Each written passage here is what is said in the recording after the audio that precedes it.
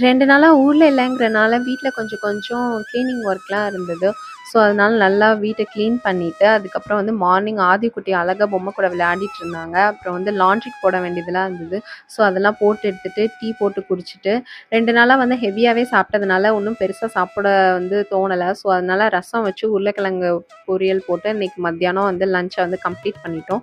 டின்னருக்கு வந்து சாண்ட்விச் மாரி செஞ்சு சாப்பிடலாம் அப்படின்னு சொல்லிட்டு, வெங்காயம், குடமிளகா, தக்காளி, கேரட்ட மட்டும் நல்லா துருவி எடுத்துக்கிட்டோம். எடுத்துட்டு மிளகு பொடி, உப்பு, டொமேட்டோ கெட்சப், அதுக்கப்புறம் வந்து மயோனஸ், அதுக்கப்புறம் ஒரிகானோ இதெல்லாம் போட்டுட்டு, பிரெட்ல வந்து பட்டர் 2 பக்கமும் தடவிட்டு, அப்புறம் இந்த ஸ்டஃபிங் உள்ள வச்சு ஒரே ஒரு சீஸ் மட்டும் வச்சுட்டு, ஒரு 2, 2 நிமிஷம் இந்த பக்கமும், அந்த பக்கமும் இந்த சாண்ட்விச் மேக்கர்ல வச்சு எடுத்தோம் அப்படின்னா, சூப்பரான சாண்ட்விச் ரெடி ஆயிடும்.